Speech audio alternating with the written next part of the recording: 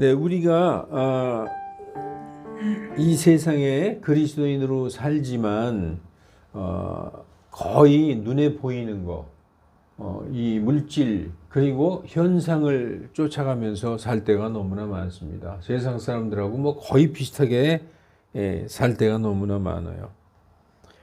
근데 이제 오늘 이 하나님의 말씀은 하나님께서 우리를 교회라는 곳에 이렇게 보내셔서 그 교회를 통해서 우리의 그 일생을 인도하시는 그것을 볼 수가 있습니다. 왜 그렇게 하시느냐? 우리가 육신적인 사람이 되지 말고 영적인 사람이 되기를 하나님이 원하시는 겁니다. 그리스도인이 영적이지 않으면 그리스도인이라고 볼 수가 없어요. 영적인 사람이 되어야 되는 것입니다. 오늘 본문 말씀에 보면 7절에 각 사람에게 성령의 나타나심을 주신 것은 그것으로 말미암아 모두가 유익을 얻게 하려 하십니다. 그래서 어떤 사람은 성령을 통하여 지혜의 말씀을 주시고 어떤 사람에게는 같은 성령, 동일한 그 성령님을 통하여서 지식의 말씀을 주시기도 하시고 이게 다 은사입니다. 영어로 보면 gift라고 되어 있어요. gift. 우리는 그냥 은사 그러면 어떤 그 병 고치고 방언하고 그런 것으로만 생각하는데 값없이 주시는 선물이에요.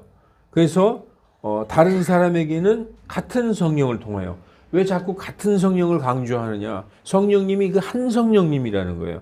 한 성령님께서 모든 성도들에게 각자 나눠주신다는 것이죠. 믿음도 선물이라는 거예요. 또 다른 사람에게는 같은 성령을 통하여 병 고치는 선물. 이건 뭐예요? 신유의 은사라고 우리가 그러죠. 어떤 손만 대면 이렇게 병이 떠나가고 그런 권사님들 많이 있었잖아요, 옛날에. 그리고 다른 사람에게는 기적을 행함을, 또 다른 사람에게는 대언함을. 이제 뭐 예언의 은사를 받았다 그런 사람도 많이 있는데 대언은 조금 다릅니다. 대언은 이미 우리에게 정해졌어요. 이 성경 말씀을 전하는 게 대언입니다. 옛날에 성경이 완성되기 전에는 하나님의 말씀이 완성되기 전이었기 때문에 하나님의 말씀을 대언하는 사람들이 있었어요. 지금은 성경을 전하는 게 대언하는 거예요. 다른 사람들에게는 영분별, 또 다른 사람에게는 여러 종류의 타 언어들, 여기에서 타 언어는 방언입니다. 왜 굳이 타 언어라고 얘기했느냐? 사람이 알아들을 수 있는 어떤 문법적인 체계를 가진 한 나라의 언어였기 때문에 타 언어라고 얘기했고, 또 다른 사람에게는 이 타 언어들, 방언 통역함을 주셨으나 이 모든 것은 같은 그 한 성령께서 행하사 자신의 뜻대로 각 사람에게 개별적으로 나누어 주시는 것이다. 이 말씀을 들으면요, 여러분 우리는 지금 성령 받았다 그러면은 막연해요. 교회 다니는 사람이 제일 많이 듣는 게 성령 받았다, 성령에 관한 말씀인데 방언하는 사람은 자신 있게 나 성령 받았다고 그러지만 그 외의 사람은 내가 성령 받은 건지 안 받은 건지 자기 자신이 확신하지 못할 때가 많이 있어요. 그런데 이 하나님의 말씀에는 성령께서 성도들에게 개별적으로 다 나눠 주셨다는 거예요. 그러니까 예수님 믿고 구원받은 사람은 성령을 받은 겁니다. 나는 도저히 모르겠어요. 받은 것 같기도 안 받은 것 같기도 하고 어떤 현상이 없으니까 방언을 하면 막 방언이 하니까 성령 받았다고 그러겠지만 그 모르잖아요, 성도들이. 그런데 예수님 믿고 구원받은 사람은 성령 받았다. 이렇게 말씀하고 있어요. 그래서 몸은 하나이며 많은 지체를 가지고 있고 그 한 몸의 모든 지체가 많아도 한 몸인 것 같이 그리스도도 그러하시니라. 우리 몸에 뭐 눈, 코, 입, 손발 다 있잖아요. 그러니까 이 그리스도를 여러 성도들이 이루어서 한 몸이 있다는 것이죠. 그래서 그 성도들에게 눈의 역할, 귀의 역할, 코의 역할을 하게 각자 개별적으로 다른 선물들을 주셨다. 어떤 사람에게는 믿음도 주시고 병 고치는 은사들 줄 수도 있죠. 어떤 사람은 대언의 은사도 줄 수 있고, 어떤 사람은 막 이렇게 돕는 은사도 줄 수 있고, 이렇게 각 사람에게 다 나눠 주셨다는 거예요. 그러니까 예수님 믿고 구원받아서 그리스도인이 됐다. 그러면 내 안에 성령의 은사가 임했다. 성령께서 계신다. 이렇게 생각해야 된다는 것입니다. 그래서 12장 13절에 우리가 유대인이나 이방인이나 매인자나 자유로운 자나 모두 한 성령에 의해 침례를 받아서 한 몸 안으로 들어왔으며, 참 어려운 얘기죠. 이 성령님께서는 모든 성도들을 침례로 인도하신다는 거예요. 침례의 목적은 한 몸이 되게, 예수님과 같이 장사되고 예수님과 같이 부활하는 거예요. 침례의 목적은 한 몸이에요. 저가 내 안에, 내가 저 안에. 그래서 성령님 안으로 들어오게, 그래서 예수 그리스도의 몸을 이루게 하셨다는 것입니다. 그게 하나님이 성령을 통해서 하신 일이에요. 여러분, 교회는 언제 시작됐죠? 예수님께서 십자가에서 돌아가시고 3일 만에 부활하신 후에 부활하셨어요. 그게 구약의 절기를 보면 초실절이에요. 초실절에서 50일, 부활하신 날부터 50일 있다가 예수님이 이제 그 전에 승천하셨죠. 부활하신 후 50일 되는 날 성령님이 임하셨어요. 그게 오순절 성령 강림절입니다. 그때부터 교회가 시작됐어요. 그러니까 교회의 역사는 성령의 역사예요. 그래서 지금 이 시대를 교회 시대라고 하는데, 교회 시대는 성령의 시대라는 거예요. 예수님께서 옛날에 초림하셨을 때는 제자들과 같이 다니셨어요. 하나님이 사람들과 같이 다니신 거예요. 그 하나님께서 승천하셔서 올라가셨어요. 우리들을 그냥 내버려 두시지 아니하시고 성령님으로 오셔서 우리를 인도하시는데 어디에 계시느냐? 우리 속에 내주하시고 계신다. 이렇게 성경은 말씀하고 있습니다. 오늘 이 성령님에 대한 말씀은 우리가 이 교회 시대에서 가장 중요한 것은 우리의 뜻대로 사는 게 아니라 우리의 발걸음, 우리의 생각, 우리의 사업, 우리의 모든 일상이 누가 인도하신다? 바로 그리스도인들은 성령이 인도하신다는 거예요. 전에는 우리 멋대로 살았어요. 베드로전서 2장 25절에도 너희가 전에는 길 잃은 양과 같았으나 이제는 너의 혼의 목자이시여 감독이신 분께 돌아왔느니라. 그래서 우리는 혼자 같지만 혼자가 아니에요. 우리 안에 계신 하나님이 우리의 생각을 인도하시는 거예요. 이렇게 해야 되겠어. 이건 하나님의 뜻이 아닌 것 같아. 이 모든 길을 주님께서 인도하시고 있는 것입니다. 그래서 성령님은 구원받은 자들에게 인치시는 하나님의 도장이다. 하나님의 보증서예요. 네가 구원받았다. 너는 내 자녀다. 이게 하나님의 보증서라는 것입니다. 이제 성경 말씀을 보면 고린도후서 1장 21절 22절에 우리를 너희와 함께 그리스도 안에서 굳게 세우시고 우리에게 기름을 부으신 분은 누구시다? 하나님이시니. 옛날에는요, 제사장에게만 기름을 부었어요. 왕에게만 기름을 부었어요. 선지자에게만 기름을 부었어요. 이 삼권, 왕, 제사장, 선지자, 대언자죠. 이 왕이나 대언자나 이 선지자한테만 기름을 부으셨는데 우리에게 기름을 부으셨어요. 우리가 바로 이 신약 시대의 왕 같은 제사장 아닙니까? 그래서 우리에게 기름을 부으신 분은 하나님이다. 그리고 그분께서 또한 우리를 인치시고 sealed. 여러분 크리스마스 카드 쓰고 이렇게 해서 딱 붙이잖아요. 못 열어요. 하나님이 딱 봉인했기 때문에. 우리를 인치셨어요.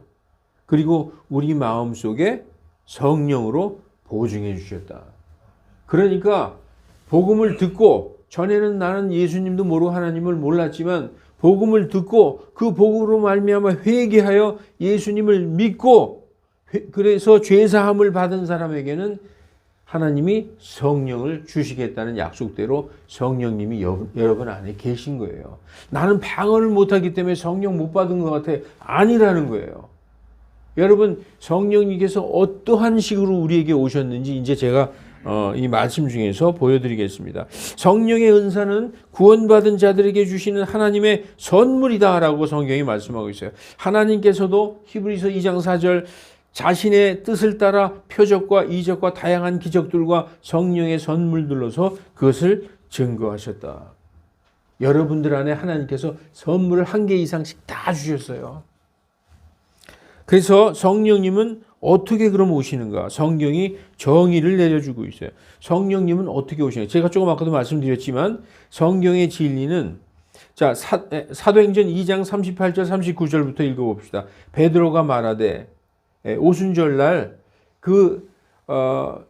성령님이 오시는 그날인데 사람들이 막 방언을 하니까 주변에 있던 사람들이 저 사람들이 지금 대낮에 술 취해서 저러는 거야 라고 막 조롱했어요. 그러니까 베드로 사도가 일어나서 말하되 회개하여 각자 예수 그리스도의 이름으로 침례를 받고 죄의 사면을 받으라. 그리하면 성령을 선물로 받으리라. 이 말씀은 너희와 너희 자녀들과 그러니까 우리 유대인뿐만 아니라 먼 곳에 있는 모든 사람, 곧 전 세계 모든 사람을 얘기하는 거예요. 곧 주 우리 하나님께서 부르시는 모든 사람에게 하신 것이다. 이건 이스라엘 사람이나 우리 같은 이방인이나 상관없이 모든 사람에게 각자 회개하여 예수 그리스도의 이름으로 침례받고 죄 사면을 받으면 성령 받는다. 자, 이제 위에를 읽어보십시다. 성경의 진리. 첫째, 들어야 돼. 듣지도 못한 분을 내가 어찌 믿으리요. 성경에 이렇게 나왔어요. 그래서 복음의 말씀을 듣고 그 복음으로 말미암아 회개하여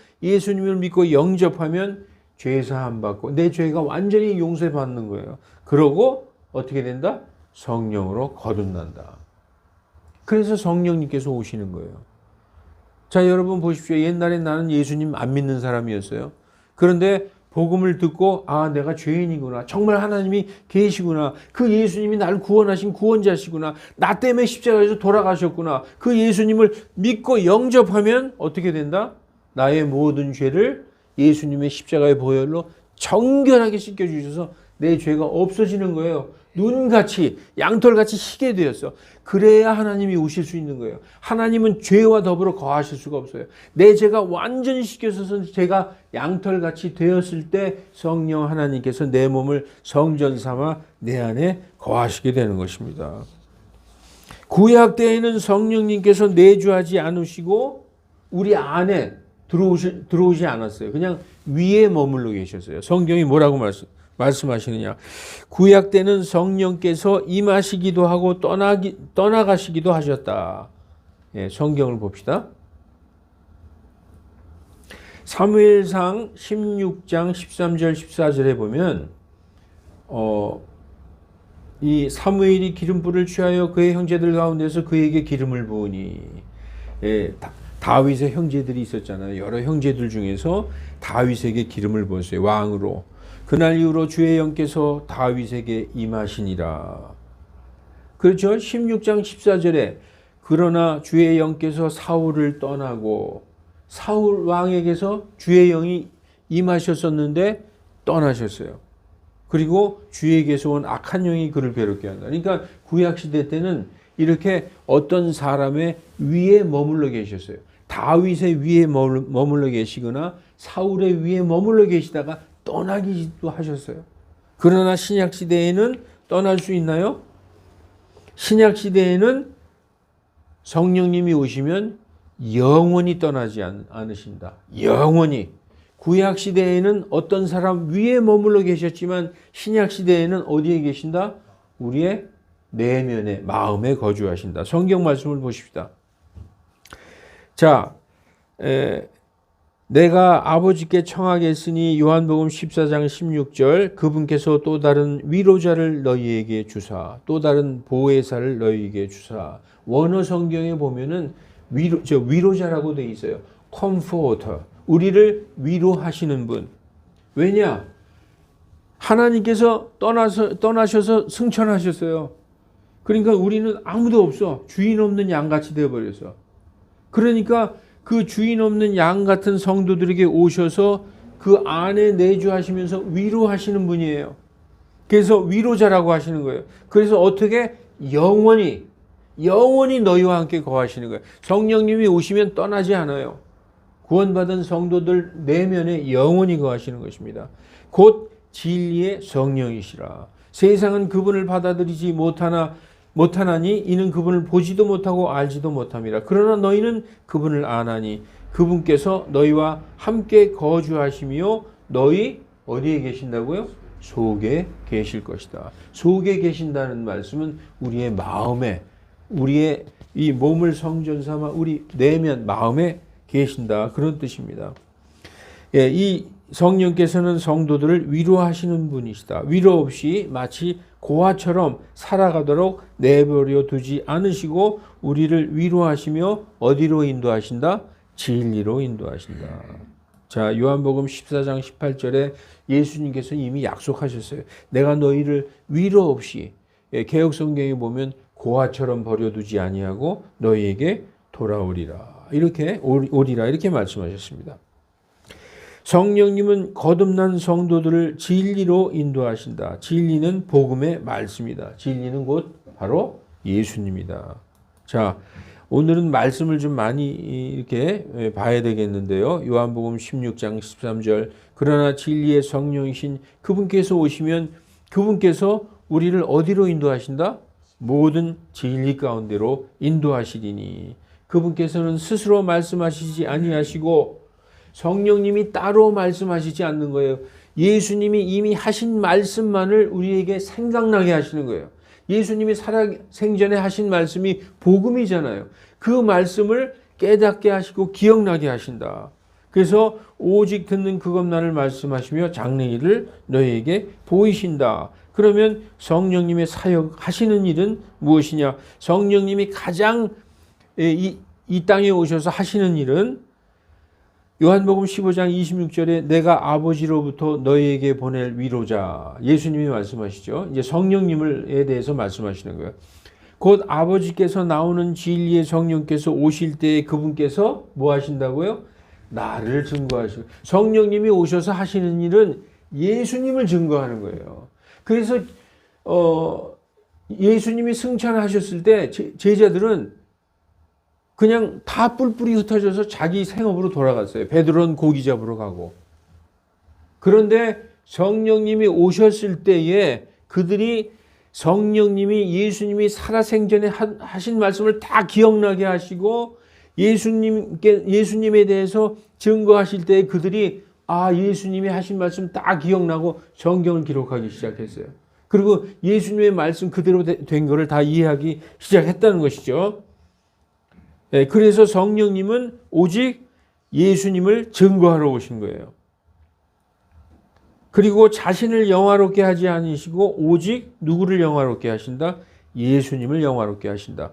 그분께서 나를 영광스럽게 하시리니 이는 내 것을 받아서 너희에게 보실 것입니다. 이렇게 말씀하고 있습니다. 자, 지금까지 말씀드린 거를 성령님의 하시는 일을 제가 요약해서 간단하게 정리해서 여러분 이렇게 보시면 돼요.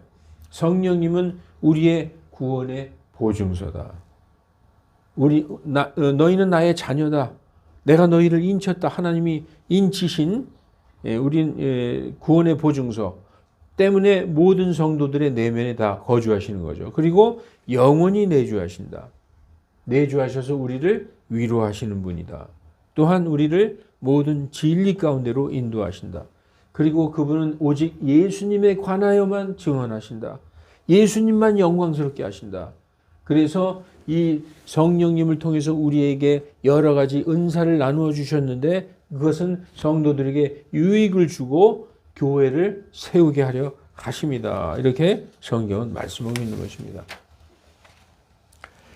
예수님의 몸인 교회의 지체, 우리 모든 교회 형제자매들에게 개별적으로 모두에게 성령의 은사, 선물을 나누어 주셨는데 그것은 그리스도의 몸된 교회를 세우기 위해서다. 이렇게 말씀하고 있습니다. 성령의 은사는 몇 개 정도 될까요? 여러분?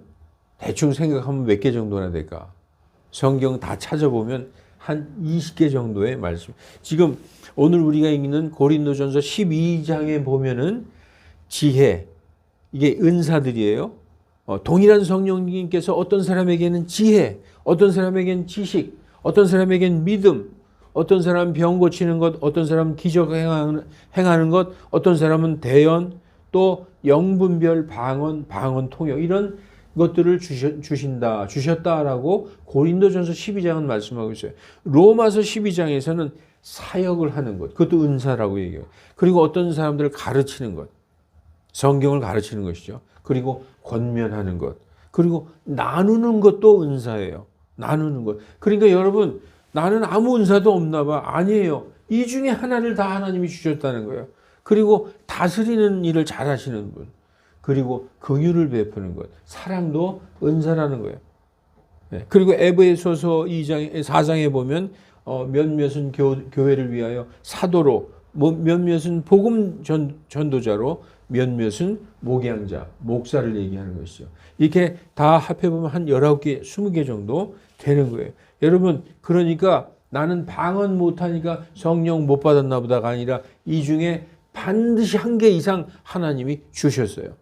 나는 자꾸 나누어 주고 싶어. 그리고 도와주고 싶어. 그리고 막 가르쳐 주고 싶어. 이런 거 다 하나님이 주신 마음이라는 거예요. 그 은사를 통해서 여러분 여기서 전부 다 방언만 한다고 생각해요. 다른 은사가 없고 모든 성도들이 다 방언만 해. 그럼 여기 개골 하고 있는 거예요. 딴 거 안 해. 근데 방언하는 사람도 있고 돕는 사람도 있고 가르치는 사람도 있고 나누는 사람도 있고 여러 가지 은사가 그게 각지체가 되어 그리스도의 몸을 세워 나간다. 이렇게 말씀하고 있는 것입니다. 예, 오늘 보는 고린도 교회에서 은사의 남용이 생겼어요. 은사들을 남용하는 것은 교회를 세우기보다 자기 자신을 세우는 거예요. 다시 말해서 은사를 자기 자랑으로 여기기 시작했다. 그것이 대표적인 게 뭐냐? 방언이라는 거예요. 그래서 고린도 교회에서 여자분들이 막 방언을 했어요. 사도 바울이 통역하는 사람이 없으면 교회에서 방언하지 마라. 교회는 질서의 교회지. 이렇게 왜냐하면 막 무질서해지거든. 그렇게 방언을 성령의 은사로서 남용했던 그런 것이 있었다.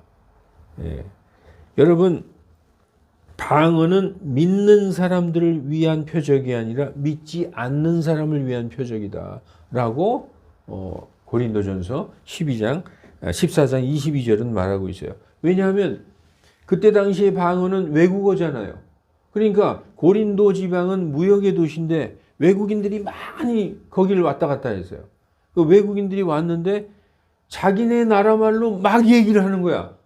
이 사람은 우리나라에 와보지도 않고 전혀 모르는 사람인데 우리나라 말로 막 얘기해. 그걸 무슨 얘기를 하느냐? 일상생활 얘기하는 거 아니에요. 하나님의 크신 계획, 그 예수 그리스도의 십자가의 죽음에 대해서, 구원에 대해서 그 나라 말로 막 얘기하는. 그때 믿지 않는 자들이 듣고 하나님이 살아계시는구나 해서 그 방언을 통해서 믿게 됐다는 거죠. 그래서 이 방언은 믿지 않는 자를 위한 표적이다라고 말씀하고 있는 거예요. 성령은 거듭난 성도들 모두에게 오셔서 영원히 내주하는 위로자이십니다. 그러나 성령을 받았지만 외적으로는 표시가 나지 않아서 성령 받은 줄 모르고 있는 것입니다.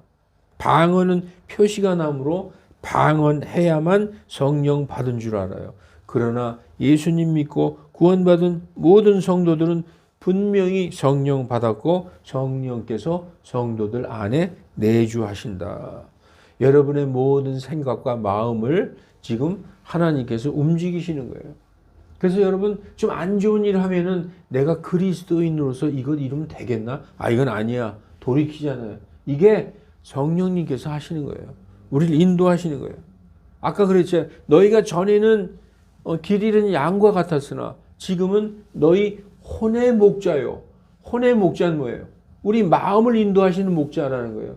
육신적인 목자는 눈에 보이는 목동을 쫓아가는 거죠. 그러나 혼의 목자는 마음을 인도하시는 목자라는 거예요. 여러분의 마음을 주장하고 계시는 것입니다. 그러나 중요한 말씀 한 가지 드릴게요. 성령 받은 것과 성령님의 인도를 받는 것은 차이가 있다.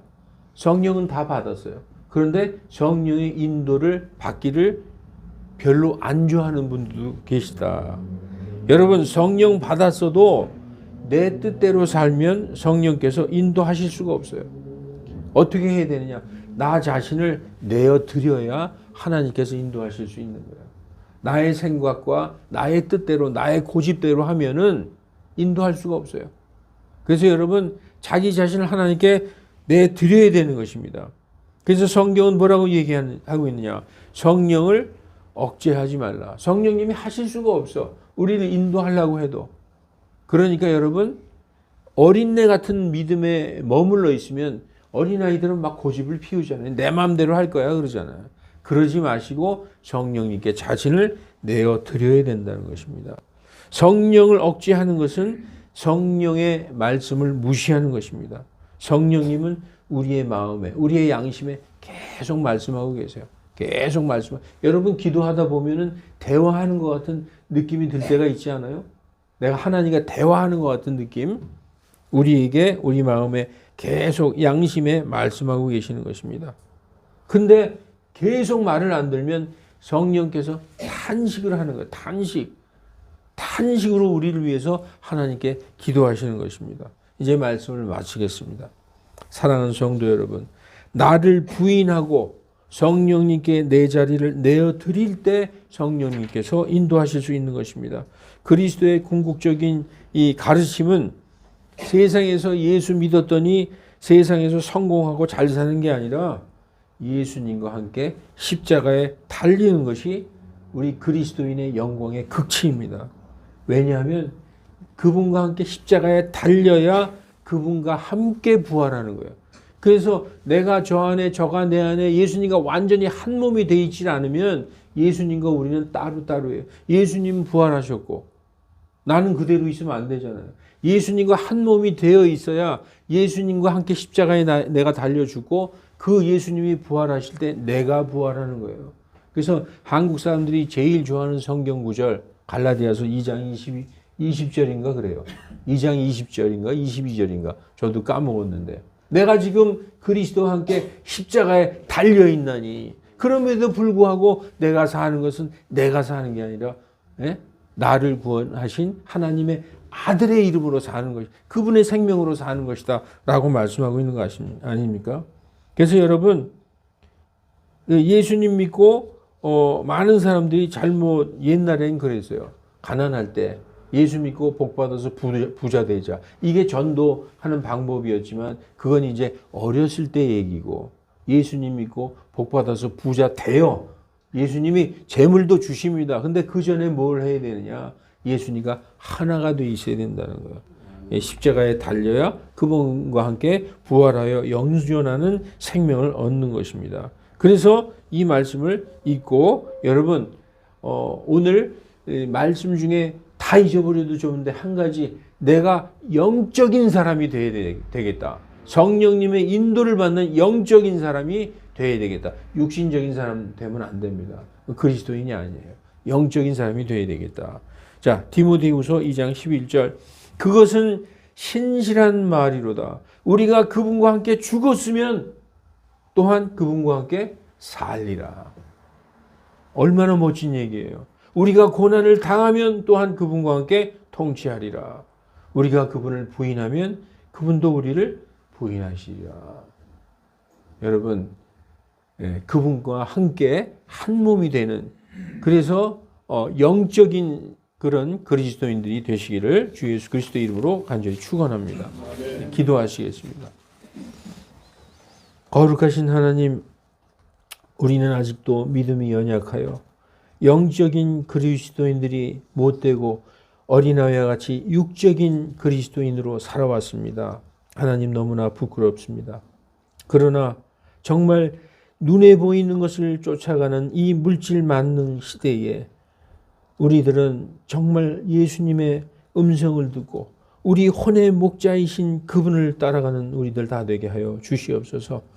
우리가 선한 일을 할 때 하나님을 바라보며 감사드리고 기뻐하고 악한 일을 할 때는 마음을 치며 괴로워하고 회개하는 우리들 되게 하여 주시옵소서. 오늘 하나님이 주신 이 말씀 믿고 구원받은 모든 자들에게는 하나님께서 그 성령의 선물들을 주셨음을 잊지 말게 하시고 그 주신 선물들을 이용하여 각자 유익하게 하고 몸된 그리스도의 교회를 잘 세워나가는 우리들 되게 인도하여 주시옵소서. 주 예수 그리스도 이름으로 기도하옵나이다. 아멘.